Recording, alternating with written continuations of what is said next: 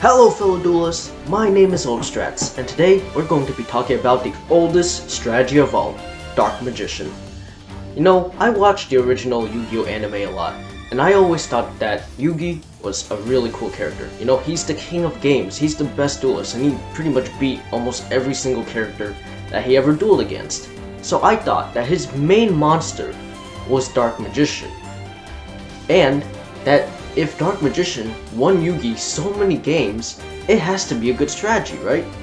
So I decided that for my Yu-Gi-Oh! Duel Links experience, I would try to build a Dark Magician deck. I did it to roleplay basically. Anyway, so because most Dark Magician decks look relatively the same, the main thing I choose to care about when I play Dark Magician is what artwork I like to pick. Now, you can agree with me, you can disagree with me, but I think that this one is the coolest artwork of all.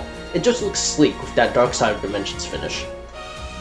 Anyway, because we're role-playing right here, the only characters we're allowed to use are the characters that have lines with Dark Magician. As in, the Yugis, the Teas, Arcana, and you know what, even Tristan Taylor if you want to go like that.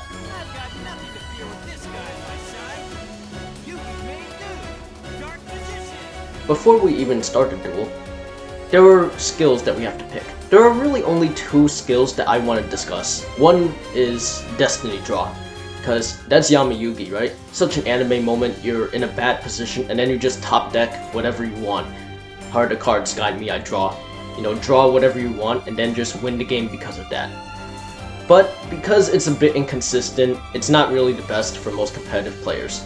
Now, if you're boring and you want to win more than you want to have fun in this game, you could use balance so that you can guarantee that you rarely have a hand that bricks. But honestly, if you're playing Dark Magician, you're playing it to roleplay. So just play Destiny Draw and play Yama Yugi.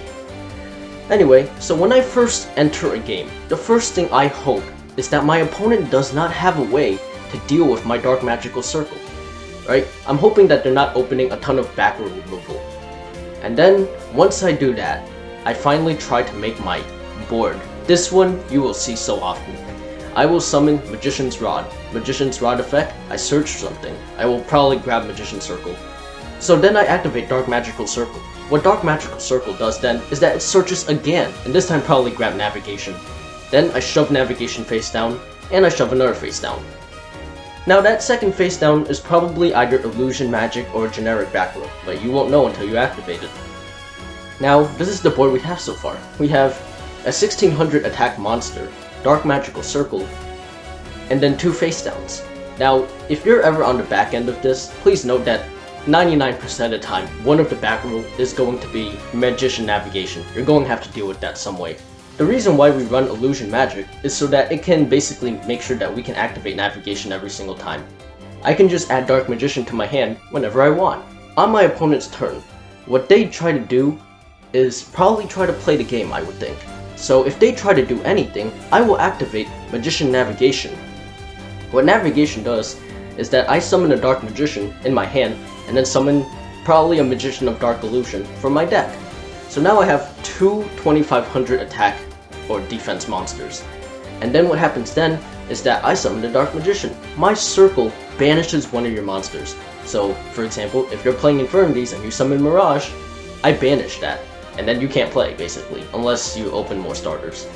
Also, if you manage to survive until the next turn, and if I also do, if you try to do anything, I will just activate Magician Navigation again from the graveyard. I'll banish it, and then I'll negate any spell or trap. Man, that is so good. I'm not gonna have to worry about back row, like Floodgate Trap Hole or something like that.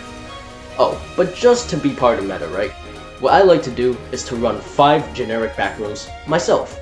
Now, the most common ones I like to play are Floodgate Trap Hole, Karma Cut, Paleozoic Canadia, and Chain Disappearance. Anyway, so the strategy from here on out is that I get enough Dark Magicians on board to kill you. Or if I don't, I'll just keep summoning more Dark Magicians so I can keep spamming Circle's effect to keep banishing everything.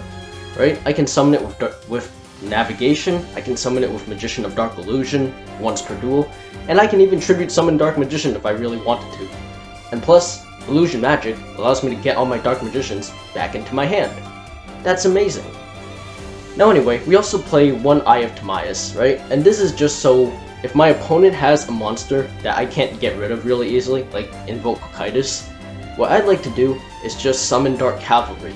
And because I have a lot of spells and traps in my graveyard, and my opponent probably does too, what I like to do is just keep negating everything with Dark Cavalry, and then just attack for game, because Cavalry gets really big with all those spells and traps in the graveyard. I also put Amulet Dragon because Yugi used that in the anime, and we're role-playing here, why wouldn't you put it? And the next thing we like to put in is Trishula, the Dragon of Icy Imprisonment. And this is just because if my entire field gets completely clogged out with like a face-down Kaiku, the Ghost Destroyer, or something like that, right? I will try to like banish everything just so I can have at least 2700 attack beat stick on my field.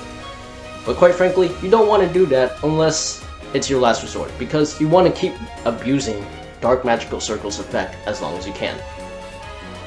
And lastly, we put Kaiku the Ghost Destroyer. Why do we do this? It's because we're sick of seeing our opponent spam Shiranui Spectral Sword or some Blackwing monster in the graveyard. So, if we just attack after we banish all of your monsters, what we get to do is just banish anything that you wanted to do. Say goodbye to all your Spectral Swords. Now at the end of the day, Dark Magician is a pretty hated strategy. People say it's one of the most degenerate strategies because if you don't open a lot of back row removal, which is what I'm hoping for, you won't be able to deal with our boards because we'll keep banishing everything. But what I think is that, yeah, they're probably right, honestly. But because I'm a fan of Dark Magician, I won't stop playing it. Happy Thanksgiving, people.